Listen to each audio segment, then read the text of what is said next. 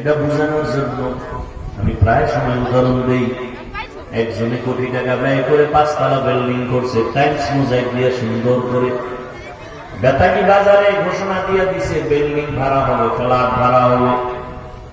ভাড়া মেলেমালারা দেখে খুব সুন্দর একটা বিল্ডিং, টাইলসের উপরে চেহারা দেখা যায়। বিদেশিরা আমি চায়না টাইলস, আকিক পাথর লাগানো। দেখে দেখে দেখা বেডরুম সুন্দর, ড্রয়িং রুম, ডাইনিং রুম কত সুন্দর, 1 থেকে 5 তলা এত সুন্দর। মনে চাই পুরো বিল্ডিং আমি নিয়ে নেই, কিন্তু সমস্যা এক জায়গায়, পুরো বিল্ডিং একটা বাথরুম নাই,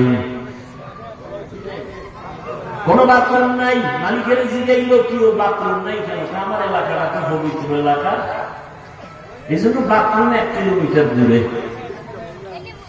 প্রয়োজন হলে কল করে চাপ দেবা, রিক্সা আছে, অটো রিক্সা, ওখানে গিয়ে বাথরুম ছেড়ে আসবা। আমার পুরো বিল্ডিং থাকতে হবে পরিচ্ছন্ন। এতক্ষণ যাই বুঝছিলাম, এখন মেজাজ গরম হয়ে পায়, ফিরি দিলেও নেও না।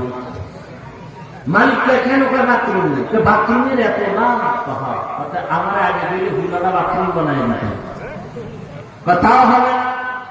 কি হবে বলে, এক খেলা দেখায়, 3 রুম বলে, কমপক্ষে 2টা বাথরুম বানাও, 1 মাস টাইম দাও।